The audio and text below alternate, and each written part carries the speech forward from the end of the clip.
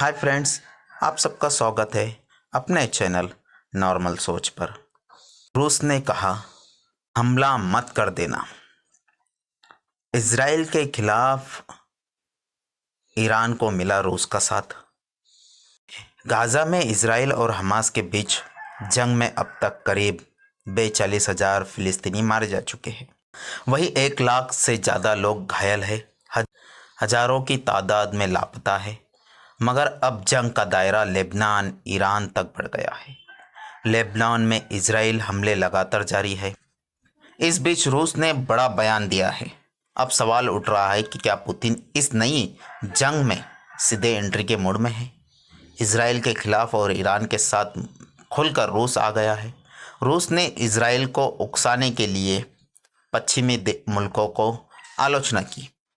माना जा रहा है कि इजराइल किसी भी वक्त ईरान पर जवाबी हमला कर सकता है, मगर रूस ने इस हमले से पहले ही कड़ी चेतावनी दे दी।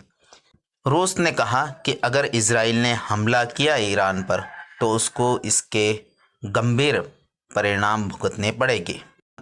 इजराइल और ईरान के बीच जो जंग चल रही है, जो तनाव है, ये बहुत ही ज़्यादा चरम पर है और इसमें आग में घी डालने का काम कर रहा है अमेरिका। अमेरिका उसे उकसाता रहता है और वो नए नए मोर्चे खोल रहा है। पहले हमास के खिलाफ जंग हुई, फिर उसके बाद लेबनान की तरफ उसने मोड़ किया, यानी लेबनान से उसकी जंग हो रही है। ईरान ने इससे पहले 200 बैलिस्टिक मिसाइलों के साथ इजराइल पर हमला बोला। इसमें इजराइल का बहुत ही ज़्यादा नुकसान हुआ, कई लोग मारे गए। लेकिन अमेरिका को बार बार रूस जो है चेतावनी दे रहा है, धमकी दे रहा है और रूस के राष्ट्रपति पुतिन ने यहाँ तक कहा कि अगर ईरान पर हमला हुआ और अमेरिका इस जंग में सीधी एंट्री करता है तो रूस भी हाथ पर हाथ रखकर नहीं बैठेगा, वो भी इस जंग के अंदर कूद जाएगा।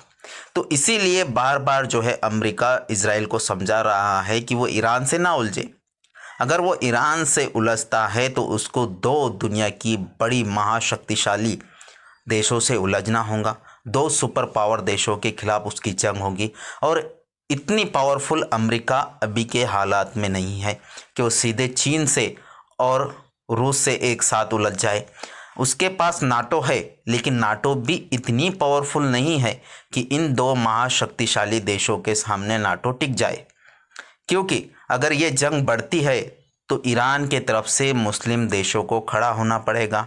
एक सारी दुनिया के पास जितने न्यूक्लियर बॉम्ब है अकेले सिर्फ रूस के पास है। सबसे घातक टेक्नोलॉजी रूस के पास है। इसीलिए अमेरिका बार बार इजराइल को समझा रहा है कि वो हमला ना करे। अगर हमला करता है तो इस जंग में रूस ना आ जाए।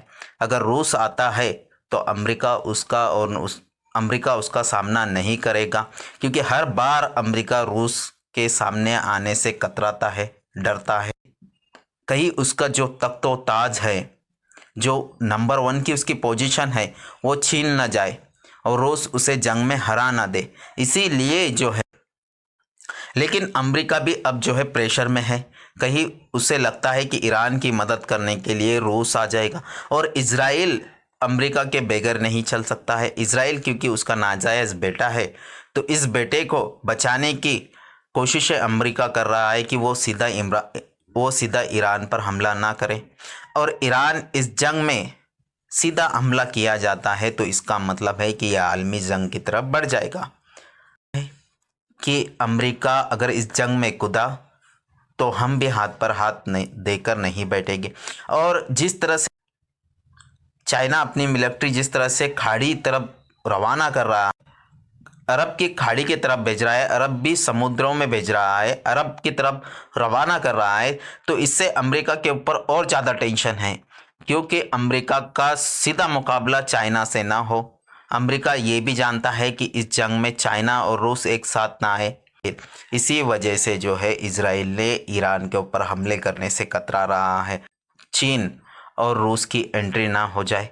कभी ये दोनों मुल्कों की एंट्री हो जाती है तो फिर इजराइल जहाँ बसा है शायद उसको आगे चलकर वहाँ से जाना भी पड़ सकता है। इसीलिए इजराइल जो है अभी तक ईरान पर सीधा हमला नहीं कर रहा है। अगर आपको ये वीडियो पसंद आती है तो लाइक कीजिए, शेयर कीजिए, कमेंट कीजिए और चैनल पर नए हैं तो सब्सक्राइब कर लीजिए। तब तक के लिए अपना ख्याल रखिए।